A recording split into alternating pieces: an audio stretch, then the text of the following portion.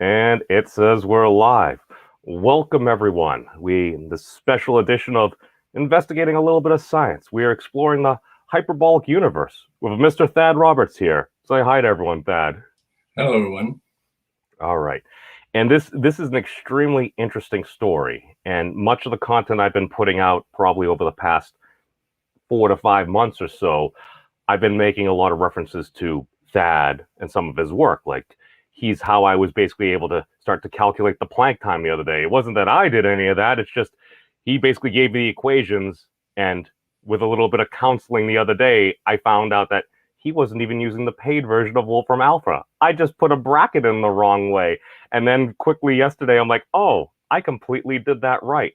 But how I came across you, and this is just very interesting, just in my opinion, the world is literally, it's more complex and interesting than fiction itself, because I'm just going around and I kind of started listening on Joe Rogan, of course, because that seems to be the center of a lot of this internet of stuff and things. And I see a Dr. Eric Weinstein on at one point. He starts going into like twisters and stuff. He's like, for these particles to get realigned, they need to actually go around it twice. And I'm like, Nani? What is this guy talking about? I found that fascinating. So I started following him about a bunch of these things, and I found Professor Brian Keating. And I think either you would follow Professor Brian Keating or you would like something. And all of a sudden I'm like, oh, look, a theoretical physicist, Thad Roberts. I'm like, all right, well, let me follow this guy. I like that type of stuff. And one day I was just going out for a run. I believe it was on April 6th. I know it was April 6th because I was out for a run, and all of a sudden I see this tweet, and I'm like, Source Code 7. I'm like, this is this physics gentleman. Let me click on this. And I'm listening to the premiere. And as you're going over your analysis of the hyperbolic figure eight knot and its complement, I'm just listening to this all. I'm like, if half of what this dude is saying has any semblance of actually being true, this is revolutionary. And a little over 12 hours later, I'm at work. They announce the results of the muon G2 experiment. And I'm listening. I'm like, that's kind of cool. I think I tweeted at you, and I'm like, does this help your analysis? Yeah. And you're like, yes. I go home. I go back to the point in the video where you had made your muon G2 predictions. I look at the Fermilab results, and I'm like, dude, man, nailed it. Dude, man, nailed it. It was freaking amazing. But now, how did you end up coming upon this? Because I remember in Source Code 7, you literally just went back to the beginning. You literally just went back to the Platonic solid. So I was just wondering, you could maybe kind of give the folks just kind of like a quick rundown about like your just process of thinking about this. Well, I'm not sure the path is a quick rundown. It took 20 years. And It was a process of trying to question the foundational structure we have in our assumptions, right?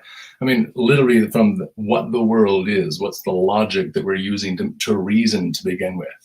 So my intuition was very strongly aligned with Einstein's ever since I was exposed to him. So I kept pushing in directions, hoping for some sort of model that would make more sense of things. And I think in Einstein's intuition, I think you see exactly where my intuition made its reach for, right? Since then, or since since publishing Einstein's intuition, I spent 10 years re-asking the same questions, trying to look things up, thinking, hoping maybe I made a mistake, maybe I missed something.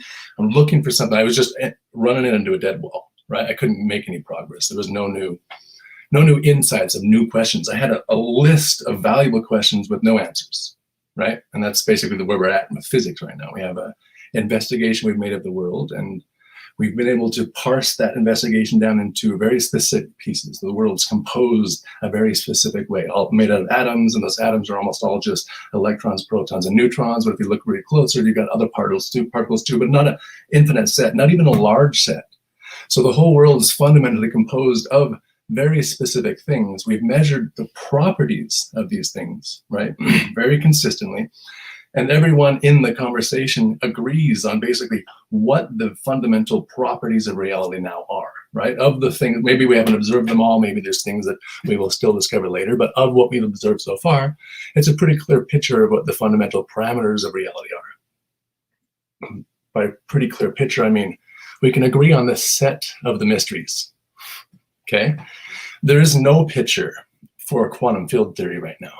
There's no geometric import you can put in your brain about what it's supposed to look like. Nobody's there. Nobody. And it's not that you just don't understand quantum field theory. It's that it isn't understandable that way. No one's ever explained it with its geometric picture intact.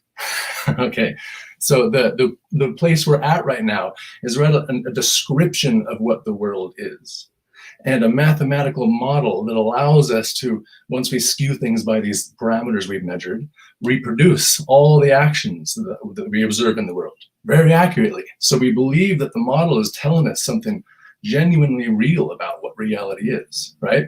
The problem is every single one of the parameters that skew this model are completely unexplained. There's no story attached. There's no hint of what's going on. They're just these numbers that we've measured, and there's been no explanation past that.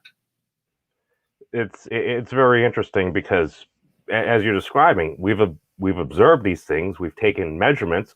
We have all these numbers. We don't know why they're the numbers, but when you just start breaking it down, and you, based upon your explanation of that, if you break it down into mass, length, temperature, charge, and time, those are the 5 fundamental, did you say deformations is how you refer to them as? Dimensions. Dimensions, okay. Yeah. And just as soon as you kind of started drawing those things out there, and even one of the things I used for the thumbnail here was the point where you had those 5 different circles. You had your base 0, and then you had your 5 substantiation points beyond that, which to me, I believe we never know where a good idea may come from. And one of the reasons I share this, just as a quick 15-second aside, I happen to be on one of the unofficial portal discords that happen to follow Dr. Weinstein. And at one point, there was a gentleman who was given his quote-unquote theory of everything.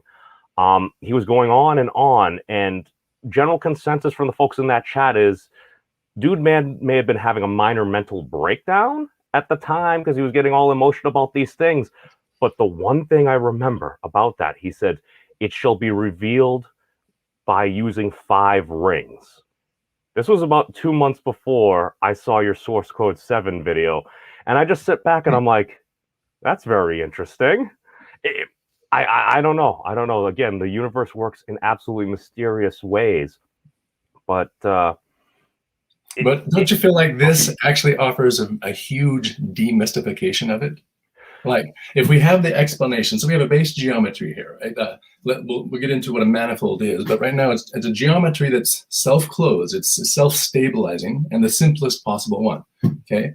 Once you get that picture in your head, I mean, don't worry about having the picture yet, but imagine when you have a geometry that has 5 properties, it just has 5 properties part of it always, and you can explain the dimensions of reality in terms of those 5 properties. Yeah, that's kind of confusing because this is just the knot itself, not all right. the projective complement inside or outside, right? So what's really important about the minimum geometry is that it's subdividing and rotating those subdivisions into itself. So it's a manifold, it's a geometry whose boundaries been removed. Let me try to be more detailed about that. A 2-dimensional sheet of paper. Okay, it's 2-dimensional. It's not a manifold because you can be going along the surface and fall off the edge. Okay, to make a 2-dimensional surface into a manifold, you have to remove the edges. So you have to curl this up and contact those together, right? Connect them, so those 2 edges are gone. And then hopefully, if it's rubbery enough, you could take the now circular edges and bend them together to make a torus. Then that 2-dimensional geometry is now a manifold. It's a geometry whose boundaries have been removed. And you can do that always by self-intersection or Mobius, right? So those are our options. You still there? Yeah. No, sorry. No, I was putting you were displaying that there. Yeah, I realize it's a bit of a different technology, but that was one of the things that I actually picked up even more recently, because at least as soon as you show that picture, just the hyperbolic figure 8 knot, I at least have some semblance of, to actually figure these things out, you need to go with its complement as well. But from what I understand, is it's basically the smallest fully enclosed balanced manifold there. And just even more recently, it just kind of clicked. I'm like, wait a sec, the whole thing is basically a Mobius strip. as well. So basically, you literally need to go around all the outside as well. So that adds an extra degree of intricacy. Yeah, exactly. The connection between the inside and the outside. So this thing's divided into an inside that's doing something and an outside doing something, and they're mirrored, so they're complementing each other, right? But that division boundary is the thing we're clearly seeing. I just forgot what you just said at the end there, so say that again. Oh, no. It was the smallest balanced manifold. And then, of course, with the wonderful internet, I was able to go onto Wikipedia, and I'm just looking on it. And just the way you describe the interactions as well, 2 internally and 3 externally. And again, maybe I'm just looking for reasons why these might be the case.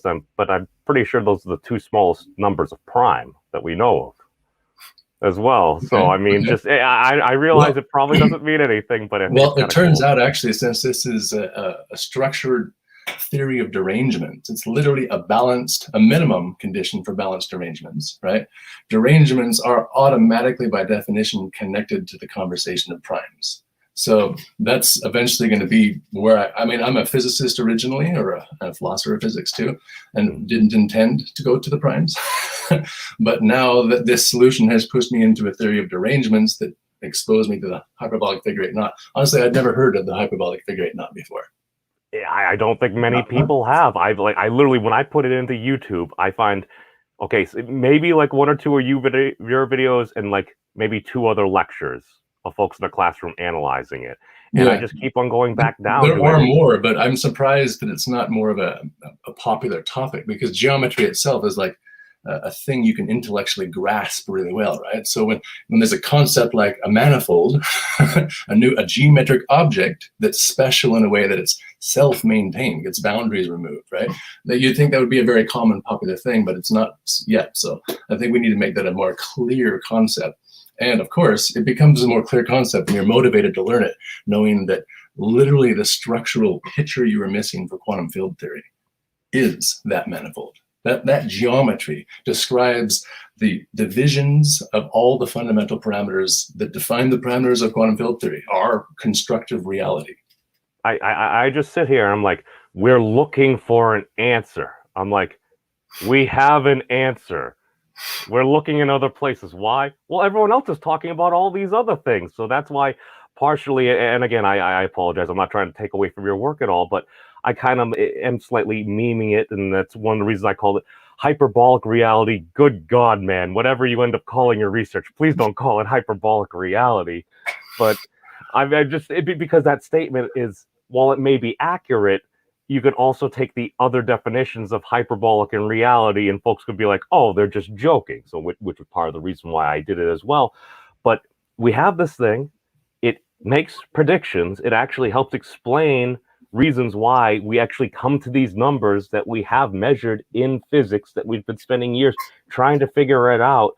And I am biased because it's also very beautiful, because after I finished geometry back in high school, there was just always this picture that kind of stuck out in my head, and it didn't have the internal cross, but it was basically, I figured, well, originally back in the day, we represented infinity with a circle. And then basically we had the twisted circle. And I'm like, well, what happens if you did that a third time? And basically all I had was basically just, I didn't have the internal twist there, but I'm like, well, maybe this explains something. And just in my head, back of my head, it was going around. And then I see this and I'm like, all right, well, it's kind of looking like, again, I'm not a trained physicist, but kind of looks like there's like 3 + 1 dimensions, just even within the object itself. I'm like, let's talk a little bit about what the object looks like on the outside. So in the way I've decomposed it so far, and the next version of the book I have coming out should make this even more clear, but it may have been confusing because I showed the hyperbolic figure-8 knot complement, the internal part, right, and then the external part right next to it, as if they were side by side. If they're not side by side, I pulled the inside out and showed it next to you side by side, okay, to compare them. But the inside is a Mobius. Every circle on the outside, there's 2 circles on the outside. On the inside, its structure is composed of the inside of each of those circles, right? So the connections are made of the same parts Mobiusly, just like you were noticing. However, the external world, since it's composed of 2 different circles, it's technically R4, it's 4-dimensional, because the 2 circles just connected at one point. So they can sweep out 4-dimensional freedom, okay? nevertheless, this thing is highly asymmetric scale-wise. Therefore, one of the circles is much smaller than the other, and they have to be connected chirally. So one has to be rotating, doing something, wrapping up way faster than the other one, which means it binds up two of the dimensions for the other one, only leaving the axis left for its degree of freedom. So the external projection behaves and looks completely smoothly symmetric as three-dimensional. It's a sphere, the great sphere, that's internally composed on the balance of the torus, the Clifford torus, which is the intersection of two circles, that's asymmetric. That's the external projection. The internal one is exactly the shape you've seen. And those two shapes are Mobiusly connected. They're, well, actually under inversion and twist connected. So we got the torsion in there. Now, is this basically how you've kind of laid out with those 5 circles before and those different points, how we kind of transition from one to the other? Well, the 5 rotations are always all connected, right? You can never separate them. The point is, in the minimal description, or the minimal universe we can describe, which would be this geometry, that geometry comes intrinsically with 5 different major divisions, and we'll call those the dimensions, and the boundaries of those divisions happen to have the exact same values as the Planck constants. The intersections that are all balanced by this entire system between those Planck boundaries give us all the constants in nature. And if you just look at one of the external dimensions, say the charge rotation, then the charge boundary, the way it divides up in this system, gives you all the possible charge expressions. If you look at the mass boundary and look at the way it partitions, it gives you all the mass partitions of reality. And that's it. The entire internal construction builds the universal parameters of quantum field theory. The entire list of our greatest mysteries and the ones we've measured to highest accuracy in science. The mysteries we know best, which now, before this, had 0 explanation whatsoever that worked. I mean, people would try for explanations, but there was never a single one that predicted the electron's mass or the proton's mass or the muon. None of them, right? Let alone all of them at once from one single geometry. So I got to ask that. Have you solved for universe? Have I what? Have you solved for universe? Have I solved our universe? Well, no, just for universe, for you. That's why I put it in that way. But this is why I'm amazed. I'm like, I hear people say, you can't calculate the mass of an electron. And I'm sitting here, I'm like, I'm looking at it. I'm looking at it. It's not even difficult. It's the most simple thing that the mass boundary could be.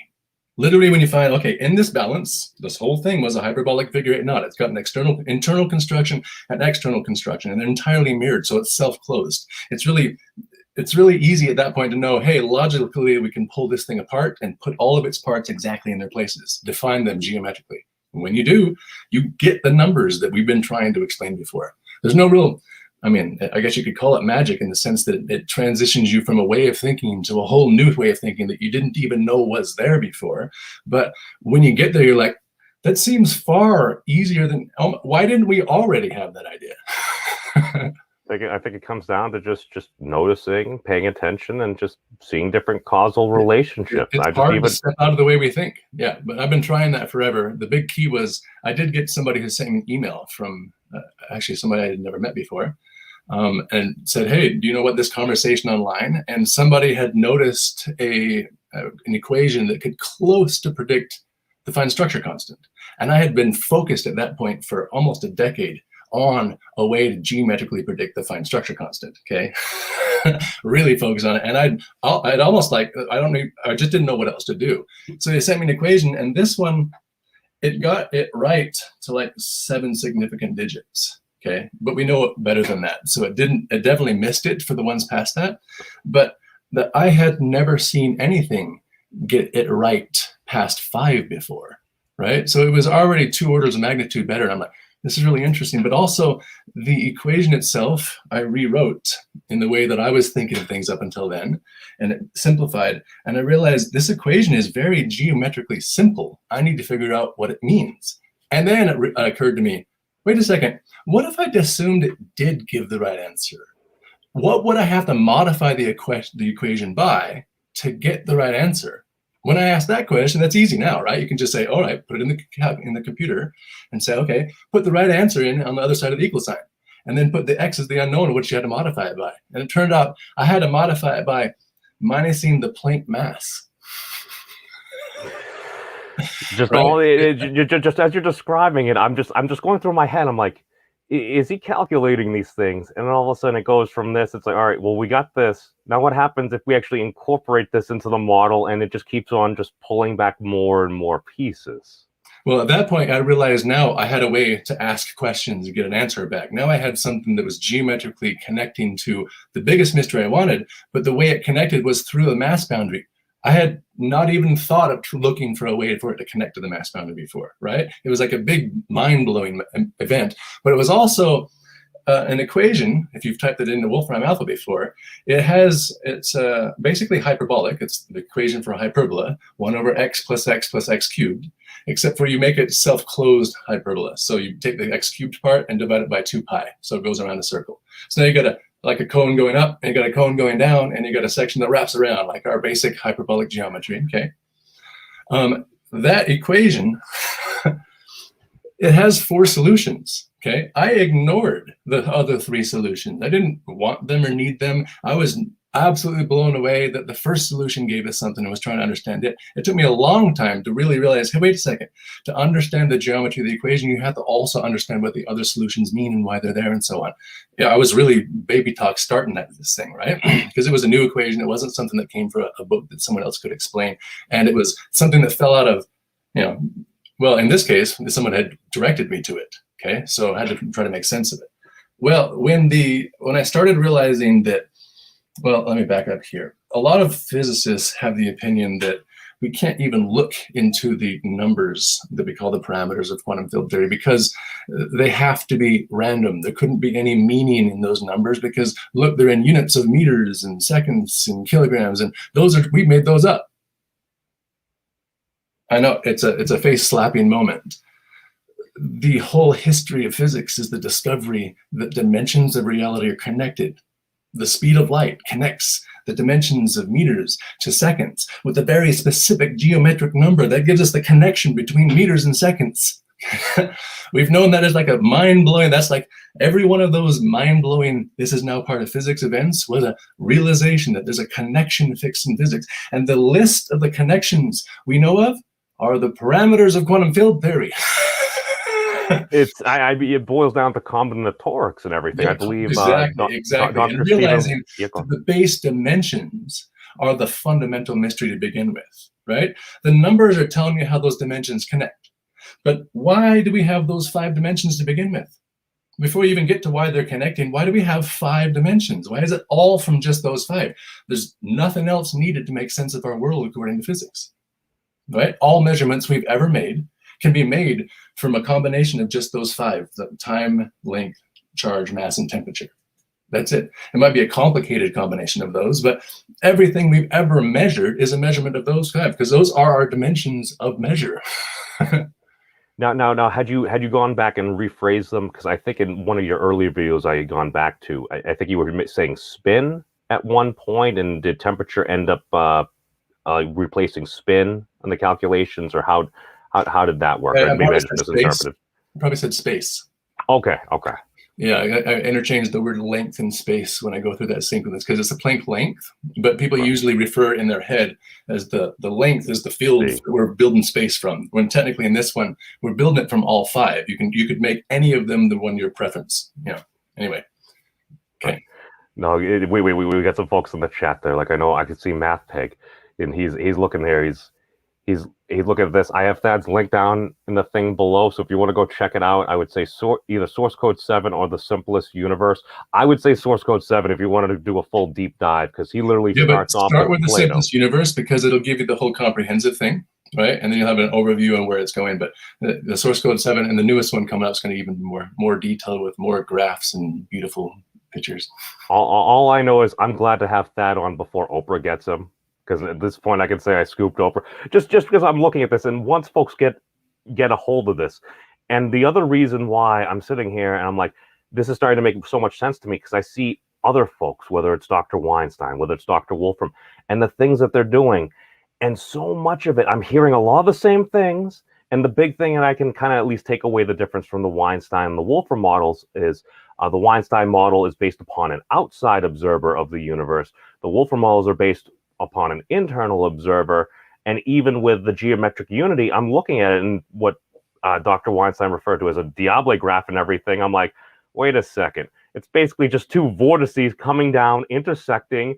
Basically, you have a torus going around the inside and something spinning. I'm like, if I were to basically extend those vortices, it would end up being a cylinder, and a cylinder with an appropriate size sphere will fully, perfectly go over the outside, and you could essentially just twist that into, I don't know, a hyperbolic figure eight knot. And I'm like, I think we're talking about a lot of the same things, and we're just trying to get them lined up so they'll work. And as far as I can see it, you've predicted most everything we've measured. There's far too little people trying, and not because we don't have good enough people at heart. I think that we have a system that really deters people from actually asking the fundamental questions about reality.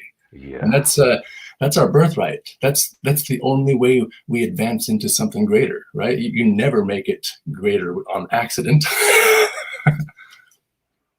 Well, maybe, but we got to take those quote unquote happy accidents and try to apply them into something useful. Well. That's the thing. Yeah. No, and one of the big things is there seems to be a lot of discouragement. Better said, to feel like we're on a moral trajectory is it's nice to have an intention to where we're going instead of just being dragged around. Totally agree. But all right, so he asked, "What is the claim? Do you want to give me the overview? What's the short pitch here? What are we saying?" Okay. What are you trying to communicate to the world? Yeah, I'm going to hear your version first, and then I'll elaborate from there. Okay. My particular version is,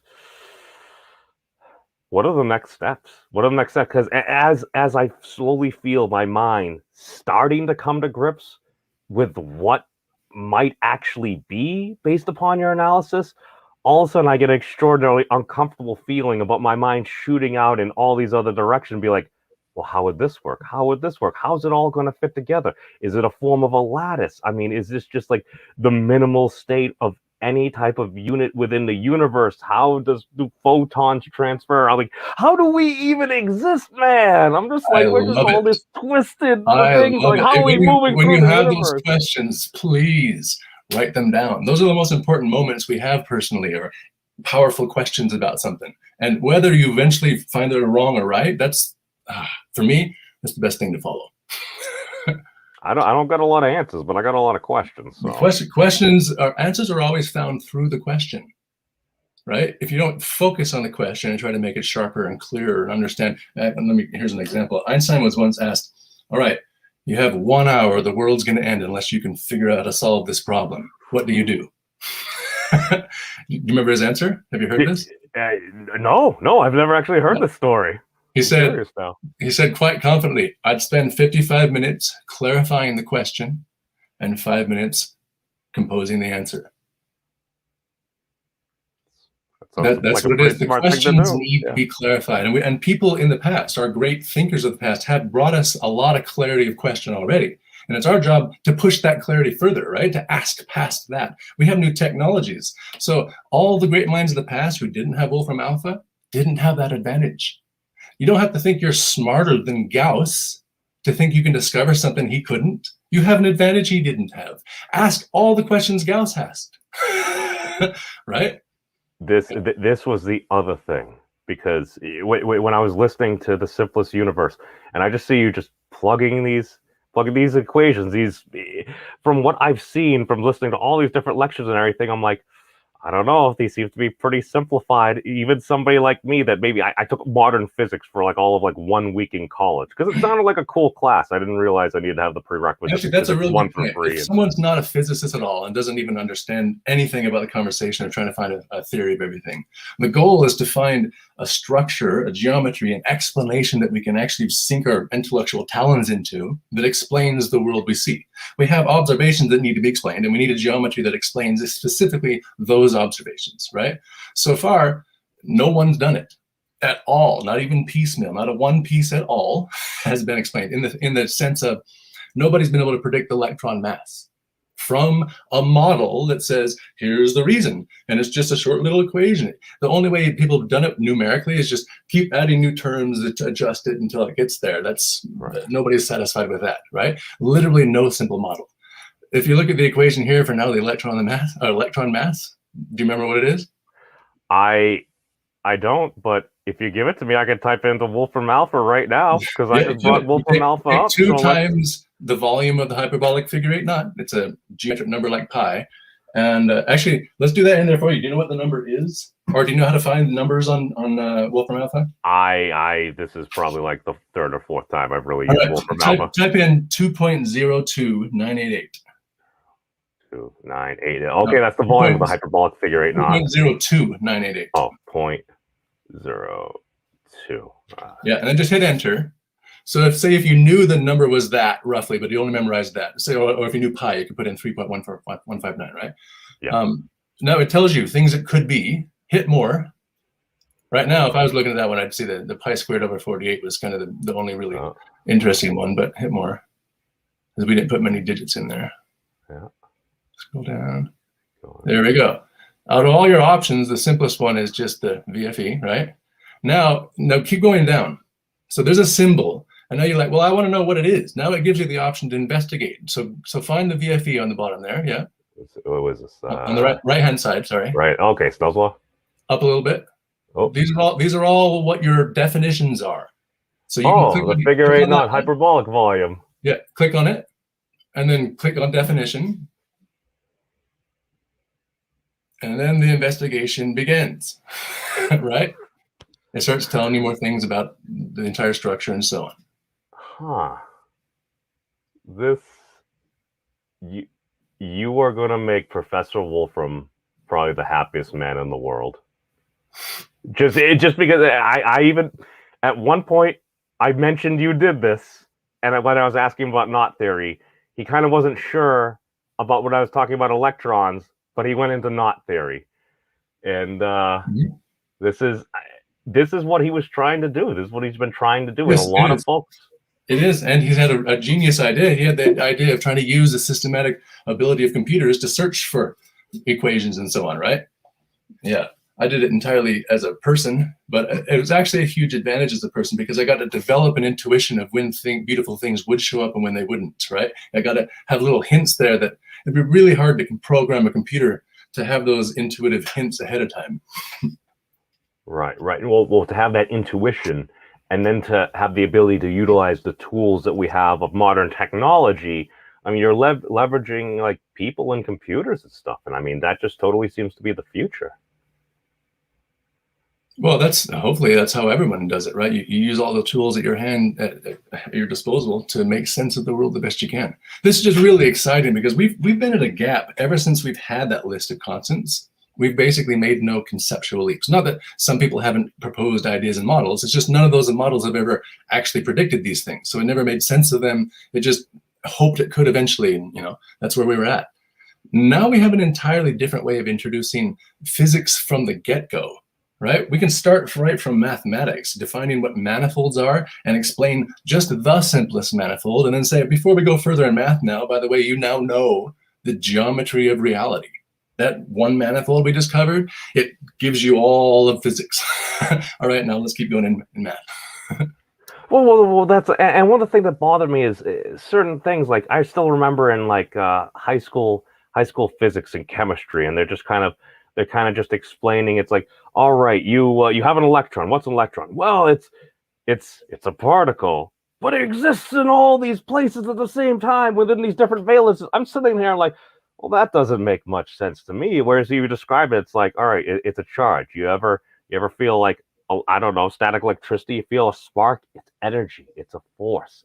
And if you start to explain it like that, I'm like, that intuitively makes more sense to me. Now, maybe that's because I also grew up watching a lot of Japanese anime and stuff, and watching all these characters like shooting all like these spiraling blasts and stuff like that. But just in my head, I'm like, I can conceptualize that better rather than saying like it's boom, boom, boom, boom, boom, boom, boom. I'm like, that seems kind of weird.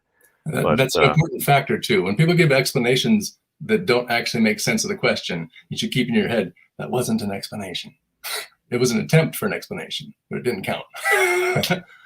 And that's the thing, and what I have been noticing, just listening and just following the YouTube algorithm, because I truly think that depending on what we're consuming and stuff, the algorithm will lead us in certain directions. And then I'll go through some of your videos, and all of a sudden, oh, here's a video by Professor Whitten. That's interesting.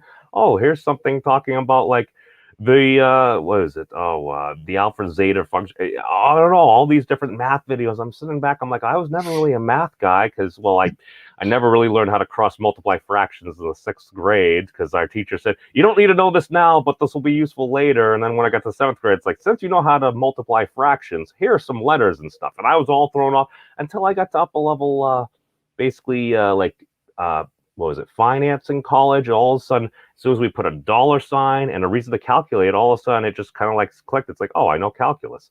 That and like nuclear physics for some. As long as there was an interest, as long as there was interest. Yes, yeah, exactly. The thing is math ultimately is the fringe of all the space you would reach with true motivation, right? Math is the genuine reach for new idea. Everyone who's reached as far as they could has contributed a new idea in math, basically. There are other things you can contribute also, but it takes a genuine reach past the current horizon of humanity to contribute something new to math. And that's it's a really beautiful thing. Even if you don't usually apply the idea, having the access to the way of thought the idea allows is a sense of becoming. It makes you more. Right. And I tend to be of the mind that even if that somebody doesn't necessarily generate an answer, we all affect everyone else as well. So all of a sudden, maybe just that quick conversation, or just maybe just that one small kindness you can do for another person might make all the difference. And that all of a sudden something aligns in their head, like, I was thinking about this, you know what, let me implement this into action. And then that affects other people. It's like, this is the one thing that I was looking for that this other person put out. And since we have the internet, it's like we don't necessarily need to write a letter or a telegram and then have like 2 months before we receive correspondence from another part of the world. We just do this. Yeah, exactly. And even if people utilizing this velocity of communication, very often it seems like, oh, we're doing it for whatever reasons. But I truly think that we can actually help solve these problems. There's so many problems around, some of them of our own making, some of them of just the universe itself. If we actually have the base reasons why things are the way they are, I think this can also help us explain ourselves. Yeah, of course. That's the entire reason we're doing this, right? We woke up into a world not knowing anything and had to figure out how to have a thought, how to structure thought on top of that, and how to eventually figure out, oh, well, that thought I had before was wrong, and update it. There's a long process of figuring out what the world was. But the stage in history we were born into, right, already had clocks, it already had computers, and it had lots of things that most people didn't have. It didn't have ideas being presented to them regularly to just absorb as a kid, right? These ideas are relatively new here for us. That's a beautiful thing. Oh, I wanted to go in, because you asked, where is this going? It's already gone to the gamma function. It's, you're gonna, oh, it's so beautiful. The gamma function pulls apart internally in a beautiful, natural way. This has nothing to do with something. This is just something I've learned, not new for me. This is the thing that people said that could not be done. Well, all of this is what said couldn't be done. The theory of everything was not supposed to be doable. But my point is, this theory of everything is a derangement, a minimal balanced derangement theory, right? Based on the hyperbolic figure 8 knot. If you have a balanced derangement theory, then you have to inversely be able to describe the thing as factorization theory. And the factorial function, more generalized, becomes the gamma function. The way that the factorials connect is defined by the gamma function. Okay, does that make sense so far? I don't know what the gamma function is. I'm looking up right now. Let's start with the factorial function. The factorial function we represent with an exclamation point after the operator. So n exclamation point. And if you took 5 for n, then it'd be 5 exclamation point equals 5 times 4 times 3 times 2 times 1. So you would always break it down into its sub-factors and then multiply them together. And that's the answer. So 5 factorial is all those multiplied together. A derangement, by the way, you take n and you minus 1 first, and then you take the factorial. Anyway, so they're directly connected. The gamma function expresses the continuity of that connection. Okay, so instead of just being defined at 1 and at n equals 2 and 3 and 4 and 5, the gamma function is defined at 1/2, at -1/2, it's defined everywhere on there. Okay, except for one point.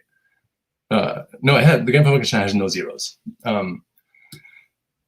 Next stage, the gamma function itself, which describes how things factorize, right, connects to the factorial equation, it internally pulls apart into two natural ways we call P and Q functions. And these are two-dimensional. So they have their argument as A and X or whatever, two different arguments. Well, if you put the unit, well, back up, if you add those things together, you always get 1. So it's a very symmetric way that they break up. If you take their derivatives, they're opposite of each other. So if you add their derivatives together, you get 0.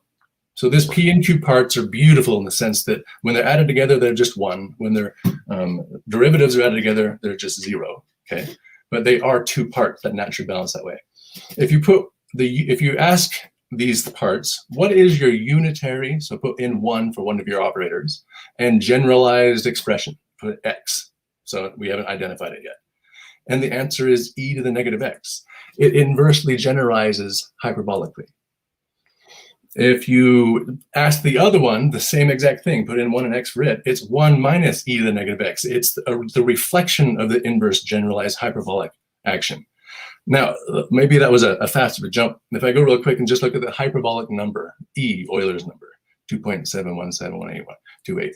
It's constructively harmonic and reversible, meaning it is the number that you get when you take the infinite sum of inverse factorials.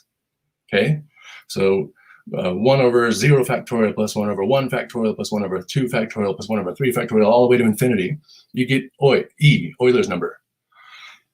Interestingly, though, when you have that sequence of what E equals constructively, the base construction of factorizations, if you take every other sign and turn it into a minus sign, then it's not going to equal E anymore. It'll equal something else, right?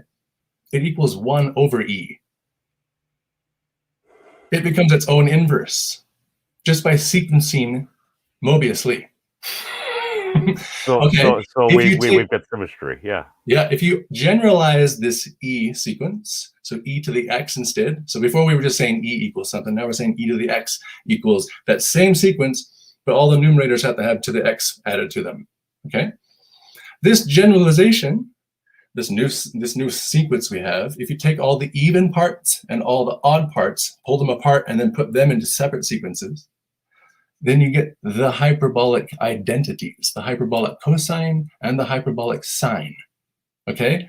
So we're literally saying here that this construction is hyperbolically balanced via E and hyperbolically decomposes via the gamma function under a reflection and a twist. I don't know about you, man, but I'm starting to feel like one of those origami swans right now. With all the different folds and everything, the intricacies and everything. Dude, I remember learning that in the 6th grade. I'm like, that was fascinating. It also has been the plot point of, I believe it was 2016's Shin Godzilla, as well as, how do we analyze this data? It makes no sense. I'm like, what if we folded it? And that was how they ended up subduing Godzilla for that particular time. But I know I brought this up on Wikipedia here, just even looking about the factorials, as well as, where is it over here? The pi, the gamma and pi functions here. And I'm looking over here, I'm like, all right, this kind of seems to have a certain form of a balance here. And again, like you said, it's not hitting 0. And I'm going through there, I'm seeing E keep on popping up as well. And we're just going through this, and I'm looking. All right, let's go back to Wolfram Alpha now. So you know about this function. Let's go see what we do as our investigation. It's a fun little way for an individual to try to then learn the next thing without having to have a teacher around. It's a really big step to have in life, right? All right, so type in, get rid of the number there and type in gamma. Yeah, it likes to do that jumpy thing to you. Do we want to delete this, or? Yeah, delete that. Type in gamma and parentheses, and then close parentheses, and inside the parentheses, put x plus iy. X plus iy. Close parentheses, and before gamma, put plot and then space. No, just plot and then a space. Get rid of the. Oh, not yeah, okay, gotcha. All right. Yeah, good. Let's see what we get. Use imaginary run unit there. Okay, I remember this from being in your video. Now, keep going. You might be like, oh, okay, that's kind of cool, but I suspect that if I zoom out, I might see something interesting. So if we want to zoom out, you can give it its parameters, like how far do you want X to go, from -1 to 1 like it is, or do you want to go from -10 to +10? So you can do that too and zoom out and see what it looks like.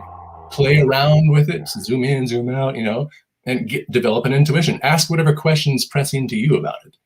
All right, so okay, so I would enlarge this, No, go up to the top again. Okay. Yeah, and then, so at the end, put your cursor and then hit comma. It's a good thing to know this introduction. Space. And then do the squiggly brackets.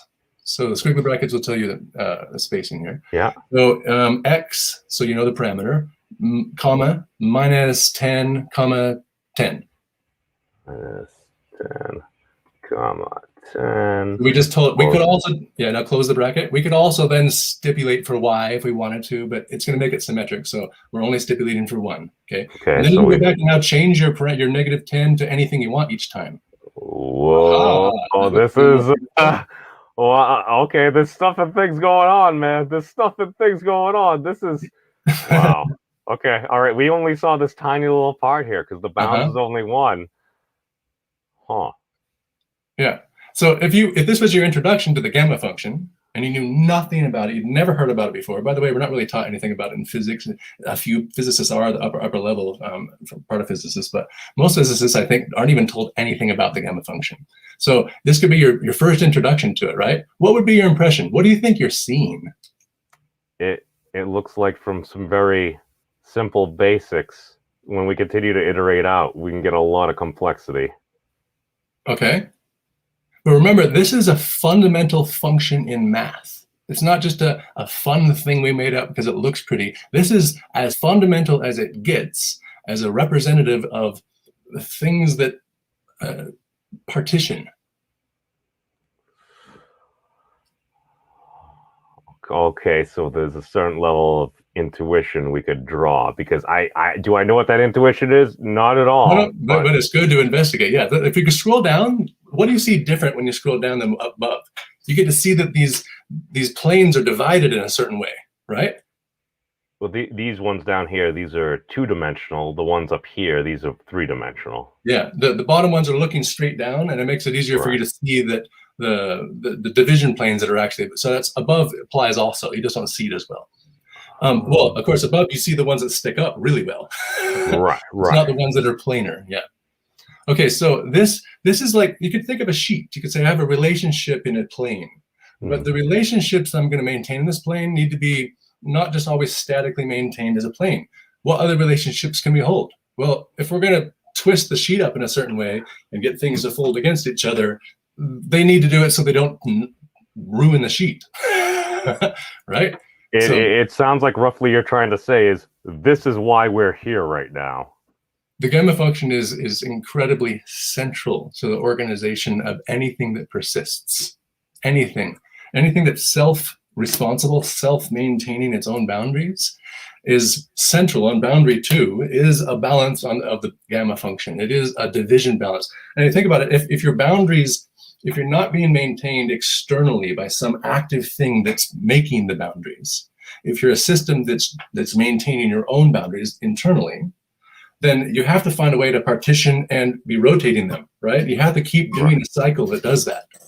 Yeah. You got to just continue on. So, here we go. Dad, look what you've done. There was mind exploded.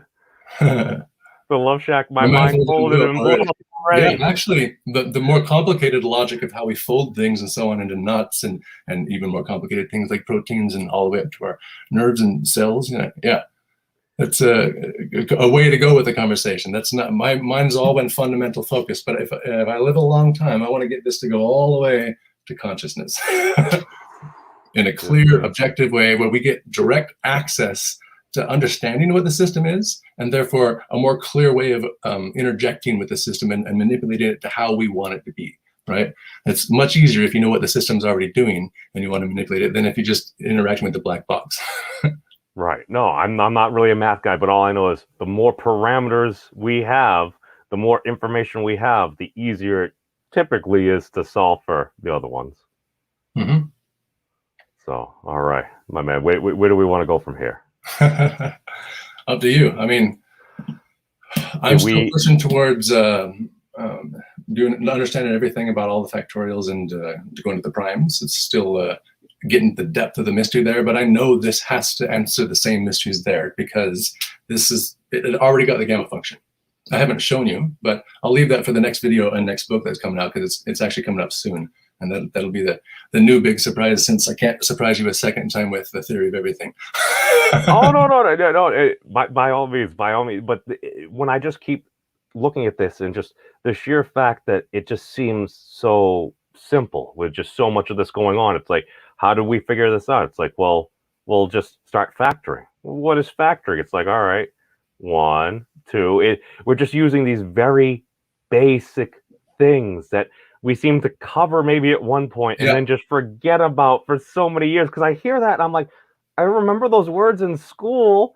I don't remember hearing them for about almost 30 years now, but it rings a bell. And it just seems so fundamental. It just Let me give you an insight of where I'm going with. I haven't worked out a full argument and don't have a full one yet, but this is my reach right now. The question of what the primes are. Do you know what the definition of primes is? Is it? It's a number that's only divisible by 1 in itself, I believe. Exactly, by itself and 1. All right. Why do we include 1? I thought we didn't include 1. No, we do. As part of the definition. Is it? Yeah, you just said it. No. Okay, the reason I said the reason divisible only by itself and 1, but dividing by 1 doesn't do anything, right? I feel like you're gonna tell me it's gonna do something now. Okay. No, the only reason I said that is because I was listening, and maybe it was an older video, but it was those three blue plus 1 brown video. He does a lot of math videos, and for some reason he said we don't count 1 as a prime. So I just took that as gospel, literally, because I heard it probably about an hour ago. Sure. But the definition of any prime is being divisible only by itself. Okay. And I'm asking, why would we insist that we include the 1 if dividing by 1 doesn't do anything? It seems like meaningless information to attach to your sentence just to make it longer, right? It's not. The point is, oh wait, go ahead. No, we need, well, I would say by the definition we're giving, it's like we should include 1 because that's my base thing. Because when I would say it's like, all right, the hyperbolic figure 8 knot, if you have 2 internal components and 3 external, aren't those kind of like the 2 of the lowest as we know them? Because at the same point, I'm like, shouldn't 1 be prime? Because they were saying 1 in itself. If it itself is 1, you're dividing it. I don't know. Yeah, well, one is a prime. It's just not an interesting one usually for our mathematicians, right? Okay. So they just note, hey, we're ignoring 1, and this sequence that goes on for and so on. But it's anyway. The 1 has always been a big mystery in math. I mean, if I were to wrap up in a really short paraphrase version of what the question fundamentally still is in math, okay, it's almost parallel to the fundamental questions in physics. It's, what is the grid? What's the space that we're mapping? What is this XY in which all of these rules of math work on? Okay, that hasn't been explained. It's a big, huge mystery in question. And the interesting thing is the grid, we know that there is a grid with the match all working. We know how much levels of math are working. We have plus and minus that are allowed operations and symmetric multiplication and divide, except for the point 0, everywhere else it works, right? But every other operation we add, we have to make a new exception. Okay, there's an interesting, the grid doesn't allow these operations to be perfectly symmetric everywhere, but they work most places. So we have to make sense of why this math works on this metric. What is the actual metric? Well, some people would like to say, well, if we could find a way to twist the metric so that it's making sense, right, then it would make more sense to make sense of the math. But if you twist a metric, then all of its points are screwed up, right? However, it's been shown that there are ways, interesting ways, to rotate a metric several ways so that its points, 1, 2, 3, 4, all the grid points stay the same, but all the connections in between don't, right? And what operator do we need to do that? The gamma function. All right, kind of see where we're going here? We have a hyperbolic figure 8 knot, we've projected a domain, and pretend we're talking about a universe now that only has one of this balance involved, okay? There's nothing else. It's the simplest, just one of these, not our actual world that's intersected with many, many of them. Okay, in that balance, let's see, it projects, or if you're only looking at that domain, then that domain is a universe. And what's the balance point? What's the one? What's the reference frame most natural to that universe? It's the reference frame in the universe that's the most still, the most stable, right? That external projection is the middle action of the last boundary. So in the temperature domain, that outer rotation, the middle of it is just the one. The one what? The one compared to this system, the one of this system. Now, why do we care? Well, because this system is literally defining a one that decomposes a very specific ordered way. A geometry of decomposition of one. That's what the system defines. And if you want to talk about things that are allowed to decompose together uniquely, at minimum, they must balance at least with the hyperbolic figure 8 knot. Whoa, yeah, the chat is losing their minds right now. They're going, oh my God, not the gamma, don't twist the metric. But I'm thinking about this, and I'm sitting back and I'm like, okay, because it seems very often once we get up to a certain point, whether we're trying to figure out, do singularities exist? What's happening in a black hole? Because I use those words interchangeably, and apparently that's a big no-no, and now I know that. But as far as just trying to figure out mapping things on, if we got to start to just add or try to subtract things, it's like, well, now you're shifting everything now. You need to have something that functions across a spectrum of basically all our reality, have it be consistent, have it make sense. And what it's kind of sounding like you might be hinting at, Thad, is just the sheer fact that if we're going by some twisting, whether it's a Mobius-like or just even just electromagnetic-like, just shifting along, if we're maybe even following that, even using the math, that might provide a better explanation. Well, if we have a system that inherently gives us an explanation for what it means to factor, what it means to exist under factorization, that's what this system basically does, then that system generally is the one. So we can start with a conversation of how to build things unique. And every unique thing that can be composed of that balance becomes a prime. We're back to the primes. We're back to the primes. They always keep coming up, man. Well, I mean, that's where I'm reaching now, because I mean, I answered the questions I was after, turns out, in physics. Not completely, I still have questions I can't ask, right? But the ones I focused on were the fundamental ones. And it's so universally simple and complete from a single geometry that it's not like I'm carrying any doubt anymore that I should wait to figure out. This one satisfies it all at once. It's very beautiful. It's very intuitive. It's very visceral. And that's what I was after. But as soon as I had it, I realized this isn't the end. This I have to keep going from here, because this now makes sense of things that I was barely introduced to in college, and now I need to go apply it to them. Well, that was the thing. 'Cause I remember when I was finishing up high school, I knew almost everything. And then I got to college, and I started to learn. I realized I didn't know a dang thing, man. It's just because the more and more you learn, it opens up more and more avenues. And that was one of the reasons why I wanted to have you on, because it kind of seems, at least in my opinion, that you've basically at least shown us a path, at least a glimpse at just a new valley for humanity. Just one of the things that Einstein was looking for. It's like, listen, we're not done yet. And I feel very often folks in trying to show homage and show respect to Professor Einstein, they're just kind of saying, no, this is it. It's like he said himself, we're not done. We need to continue onward. It's the story of humanity. We got to you honor Einstein by continuing the quest that he cared about more than anything else. Yeah, and he cared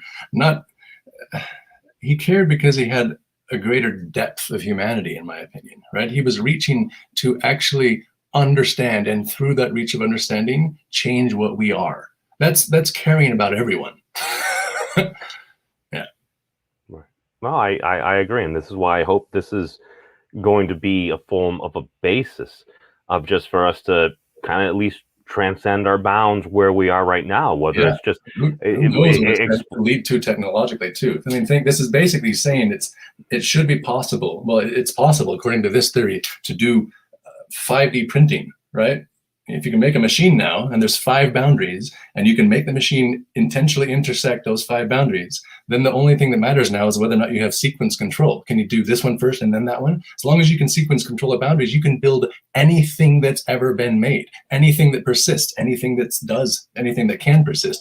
In fact, you can find the logic space there mathematically to find how to build things that haven't been built, right? Finds semi-stable orbits and paths and so on like that. Well, that's the thing, just as far as either just advanced polymers, technology, lightweight materials and everything, if we could open it up and just reduce the cost rather than having to go through all these experiments and hoping things are going to work, if we can just start, because I even know with a lot of the Wolfram models, they've been doing a lot of stuff with advanced chemistry and stuff, trying to see how things can go together so we can use more efficiently the resources we have. That could unlock potential to, I don't know, maybe actually traverse the cosmos and maybe utilize other resources while we're on our way there and everything. It gives people hope, because right now I feel like so many folks just around the world, they just feel like they're in a rut. There's no hope. And I think there's a stronger element of hope here, not just in, maybe the technology, the future will be better, but in the reopening of that biggest human noble quest, right? In a sense, you could think Einstein was a genuinely as noble person as you can be. He was reaching for more, and he knew he was going to die. It's not like he get to keep it all, but that reach is extremely noble. And most people today they've been discouraged from doing it, been taught and just somehow convinced they're not smart enough, or the conversation somehow is framed that way, instead of realizing that it's not about being smart enough. It's about the fact that you recognize you're not. Right? It's realizing there's somewhere better to be intellectually. There's something else to know, to notice, to be more comprehensively aware of your surroundings, or to understand why things work instead of always be confused all the time.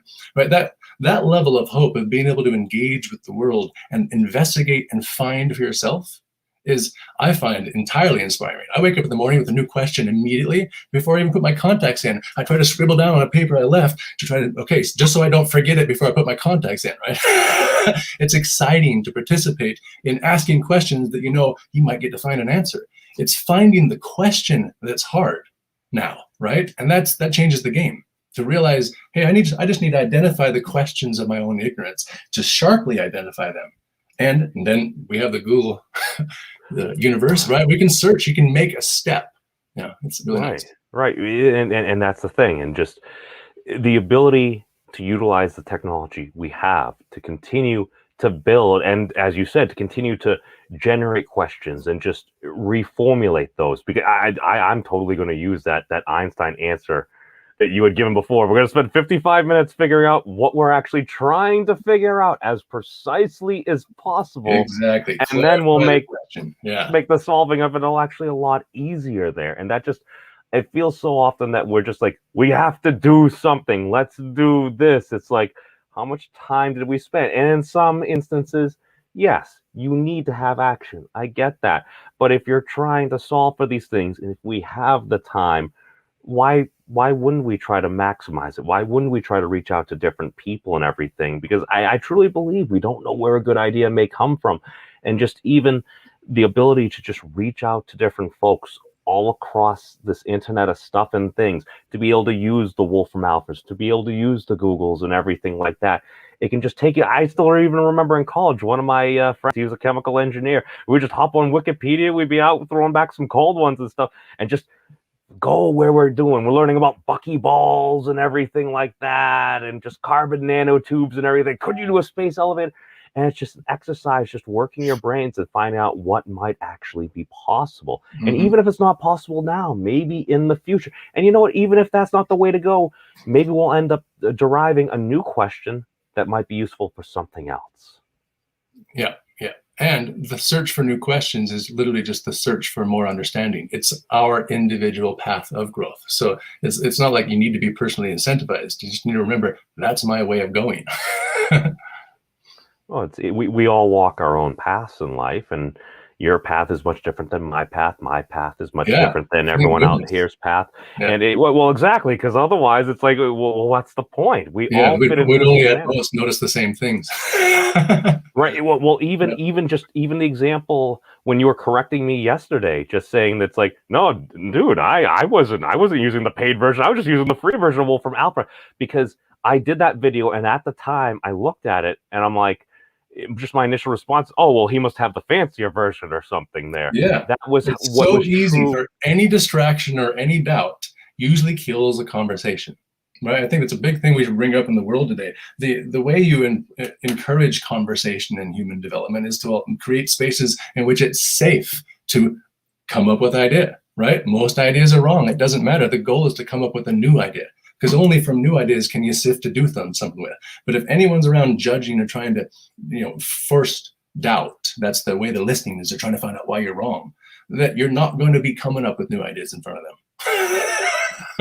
This is something. This is why I'm very poorly attempting to derive what I call modern mimetic theory, because I'm sitting here, I'm looking at all these things, I'm learning about different tensor networks and everything, and I'm like, all right, well, if basically the universe as we know it is made up of a bunch of wavy particles, and we are made of wavy particles, could we not apply similar frameworks that we have within math and physics to us as well? And maybe even if we're doing it on a more aggregate level to just try to communicate. So I'm just like, what you were just saying right there, if someone is utilizing the mimetic tensor of doubt there, it's like, oh no, you're obviously wrong. That's going to be adding a pressure there. And depending on the person's situation, everything, they might just try to snub that particular idea out of their mind.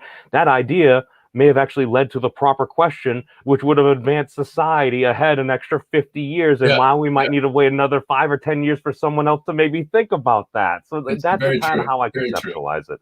And the person who's saying you're wrong, they really should remember, if you're sure they're wrong before they finished saying it, you didn't listen. Right? The goal of listening isn't to find out whether someone's wrong. The goal of listening is to understand what's being said. After that, you can decide whether or not you want to, judge it. Yeah. I love that right there, because that describes so many of my interactions on the internet. Just because I often try to be, somebody will say so. I feel like if folks are hitting on a topic a little bit unjustly, they're uncharacterized a little too much, I almost feel at times like I need to almost kind of take that point, even if I don't necessarily believe in it, because it's like, no, you're being unfair. So all of a sudden it's like, memes, you believe this? It's like, I didn't say I believed it, and I'm just going from as logical as I can to try to explain why some of these folks might be saying these things, and apparently I hit a particular button on you, and now you seem to just kind of be attacking me. We're delving into ad hominem and stuff now, and I'm like, what you just said of, if a person needs to say you're wrong before you've even finished, they haven't even listened. Yeah, they're announcing to you that they are unwilling to listen. So yeah, just move on. Yeah. That's why. Well, see, for me, I'm not smart enough to do that bad. See, I like a bit of banter, and this is why I try to keep it, because I find very often, just what I've noticed in conversations, because I've had some conversations with some controversial people, and very often some of my friends will be like, oh no, this person, you can't get through this person. And I look at some of their text-based conversations, again, a lower dimensionality than we are via video and audio right here. And very often I'd see at some point somebody would use a little bit of profanity there. And now maybe that's what they normally do, but at least growing up back in the day, occasionally we would say those were fighting words. And if you're on the internet, well, don't expect somebody to come back, and then it devolves, and you got people cursing and blocking and doing terrible things to each other on the internet. And I sit back, I'm like, let me run to these people. Let me say, hi, sir or madam. Let me try to say, please, thank you. Maybe apologize, like earlier, since I was late, that I apologize for being tardy. Just treat people how you would want to be treated. Just, I don't know. It just seems to work.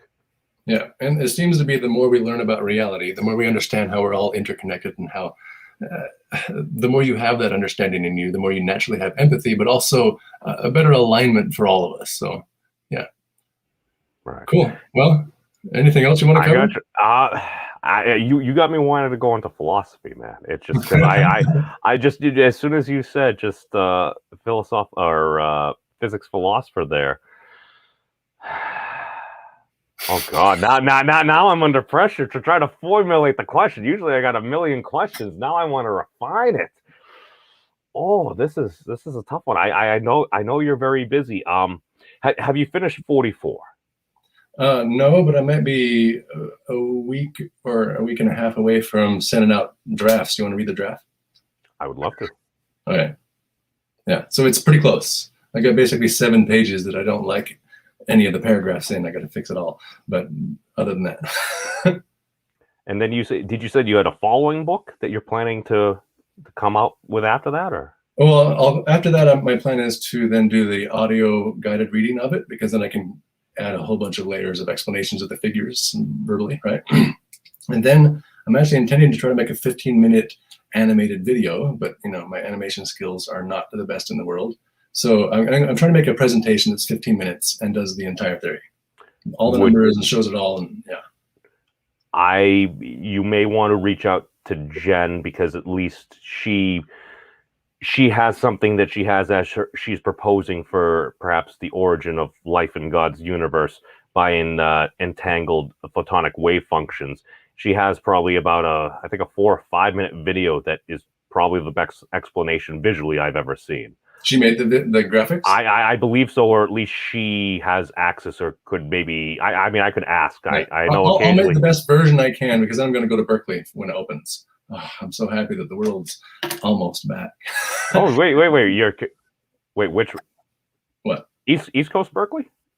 West Coast. Or my West Coast. Okay, when I hear Berkeley, all of a sudden I'm sorry, because I'm thinking I'm over here on the East Coast. I'm like, wait a second, we got a bunch of B schools. We got Babson over here. We got a Brandeis. Okay, I'm sorry, too many B liberal schools. So yeah, I'm going to go crash Berkeley for the opening, and I've been desperate to be in an environment that is designed to be full of people intentionally trying to learn, and with organized experts in certain topics, so you know who to go ask questions from. It's not like you can just go to their houses during COVID, Yeah. No, it is nice that the world is finally starting to open up. Okay, let me wrap up with this. What do you hope we take away, just we as in the collective of humanity, from what you're working on? I hope people get more enthusiasm for the adventure of consciousness. I want people to really grapple with wherever you're currently at, however you currently define who you are, doesn't at all have to stay the same. In fact, I would like you to explore the idea that it's always best to intend to change it. Always. On purpose, for improvement, right? To reach out to become someone more. Instead of investing in convincing the world that you're currently the best, so they'll give you money.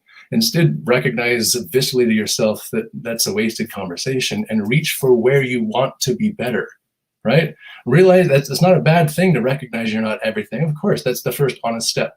But identifying and actively looking for ways in which you want to be better is a beautiful, beautiful thing. And I think, I really hope that this might encourage some people to realize, who are terrified of math or terrified of exploring the world through science because it doesn't make sense, it's too much to keep track of, it's too confusing, to maybe go back now and look at the whole world through a simpler lens and develop a different intuition, develop an excitement to explore the structure of the world and to ask questions. Literally, we're at a new frontier right now.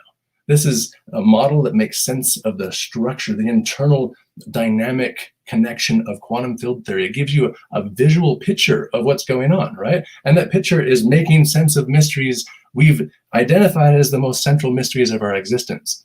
Obviously, I'm not going to be figuring out how to apply them all. Everyone in the world is capable of trying to figure out this new idea and applying it to something, because we're talking about the model of physical reality. It's not like we don't know it doesn't apply to things.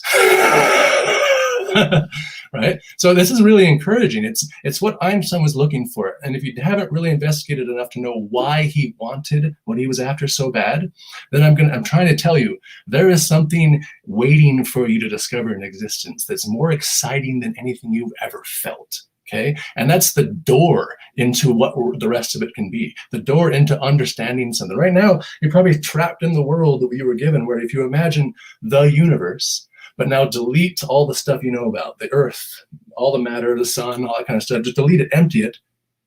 How do you describe it? What are you imagining? If it's an infinite emptiness, that's really vague. You're very handicapped by that vision. We've all been very, very handicapped by that vision, because that means you live in a world with no explanation, not even a description, right? And in that world, all the elements that show up are pure magic. Pure magic. You have no visceral understanding of why they're even there, including your own hands. You're confused about everything in the world from the bottom up. If when you think of the universe itself is just that vague picture, we can now replace that with a very specific, accurate, geometric form that then mathematically predicts all the constants. So we can verify to our best precision of measurement so far that that form is really structured that way. It gives you a way to explore the world in a way we've never even tried. Well, I can't say tried, in a way we've never had a window into before, right? Everyone that's really tried this topic is trying for basically this. This one magically just automatically does it. It's not like we have to say the world is made out of the simplest partition balance and the third one somehow intersected. It's just the simplest one. Yeah, anyway, that's kind of a rant, but I really, for me, it's extremely passionate to wake up and think, today I have another chance to ask a new question, because I have a method for finding the answer if I can come up with a question.